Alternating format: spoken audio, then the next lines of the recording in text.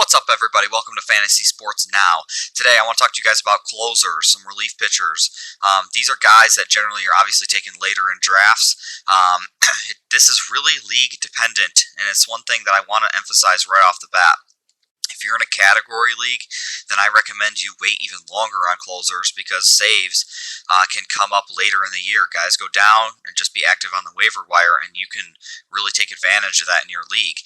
If you're in a league that really values saves, my league gives 10 points for saves and 10 points for wins.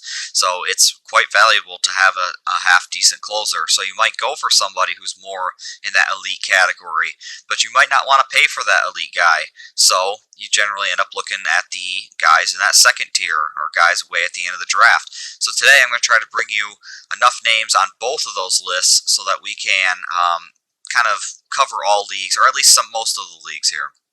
So number one list here is if you miss the top guys, who's in that second tier for me, and who would I be looking for? If you're one of these guys who says, like, man, I really need at least one elite closer, but I missed on everybody, what am I supposed to do? Well, this is the list for you, and this is who I would be targeting. Starting with Kirby Yates, I really think that Toronto is going to be a good team this year.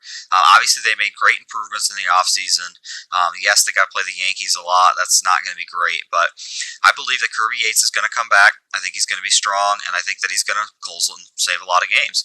I think that people are off of him, obviously, because of the injury, which makes total sense. That's why he's being drafted, 148 and 10th overall. But when he was uninjured, he was a top 3, top 2 relief pitcher. So if I missed the elite, then I'd be looking for somebody like Yates at a discount, even more so than other names, such as James Karinchak. But Karinchak, I think, is going to be absolutely elite. I think he'll be in the top 3 this year. I think Cleveland will get worse, obviously, but it's his job to take, and it's not even, I don't think it's going to be a competition. This guy strikes out so many batters. Last year he was fantastic. They basically said last year that there is a 99% chance that Karinchak is going to take over for Brad Hand. All of a sudden, Brad Hand has a near career year, and Karinchak has to wait an additional year, but he still pitched very well. The only concern here really is that Cleveland will win less ball games, but they might have more close ball games at the same time. So it's something to keep in mind. I think that people won't take Karinchak because they don't have the name recognition. He was a reliever who's now going to be closing, and they just don't know who he is, so they want to take somebody with a more familiar name. Well, I'm here to say that Karinchak is legit. His strikeout stuff is crazy.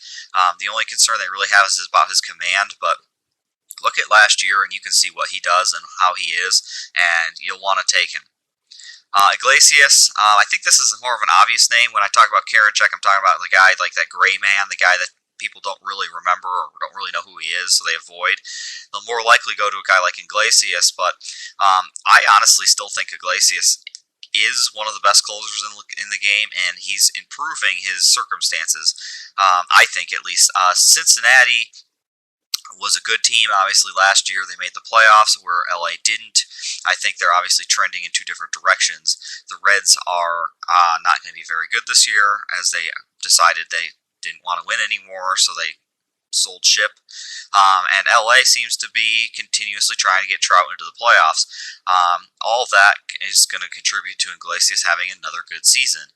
He's kind of an unsexy pick, but a guy who gets in and gets it done. So, like for me, if I completely don't get Liam Hendricks or one of these top guys that I wanted, I am perfectly fine getting Iglesias much later. And then last is Ryan Pressly, another guy coming off of injury. Asuna went down last year, and Pressly came in and was fine. I think that he's going to be fine again. I actually have no idea what's going on with Asuna, but I don't think that I think he's a free agent, straight free agent. So he's not on Houston anymore. Pressly's got the gig. Houston's going to be good.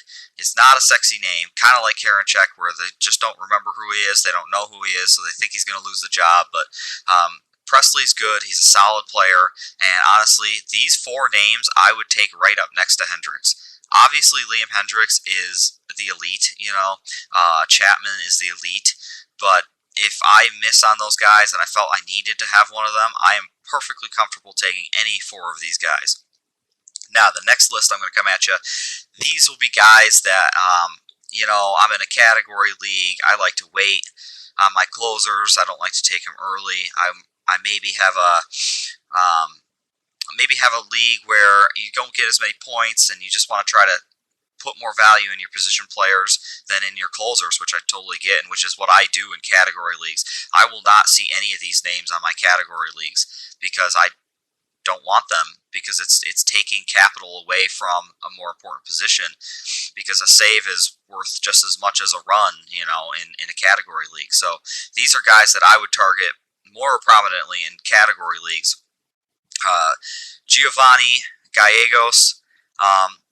There is rumor of Jordan Hicks, that's not right, Jordan Hicks coming back, and apparently he's throwing 102, which to me is a massive red flag, actually. You just come back from Tommy John. He opted out of the 2020 season. This is Hicks, and he comes back and he's throwing 102. That to me is just a red flag for another injury, honestly. Like, I would have hoped he would have come back and started throwing a little less velocity. Meanwhile, during all this, Gallegos is coming along and he's pitching very well, and I think St. Louis is going to be a good team this year. I think they're going to have a lot of close games, and I think he's going to rack up saves. Obviously, Hicks is a problem if they do decide to go that route, but Gallegos is my guy, and I think that people obviously aren't really even looking at him, so you can get him super late in drafts as a flyer, and honestly, like, even if you hear that Hicks is the guy, you can swap them because nobody's even taking chances on these Cardinals closers.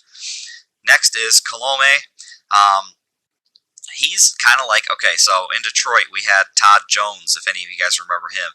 He was kind of like a roller coaster. We used to call him roller coaster Todd Jones because he wasn't like an elite pitcher necessarily, but he always got the job done.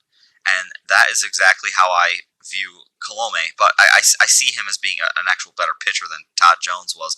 I love Todd Jones. It was so fun to watch, even though, you never knew if the game was going to go your way or not. It was still kind of fun to watch for some reason.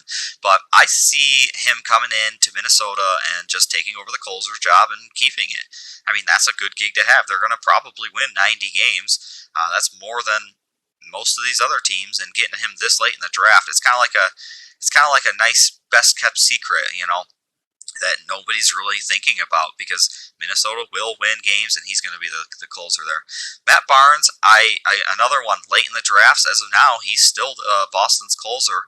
I think people think that Boston's going to be worse than they actually are. I think that they're still going to be around 500, and the games they do win are going to be pretty tight games, and when they are, Matt Barnes is going to be the guy to get saves. Now, this is one of those that, he's not like the solid closer, but as of right now, he's the kind of guy that I'm looking late in these category leagues because nobody's taking him. And I'd rather have a hitter where you're taking Iglesias or Yates or Hendricks, because honestly, Matt Barnes could rack up just as many saves as those guys. Last one is Archie Bradley. Keep this one on the radar and keep it close, because there's also Hector Neris is there too.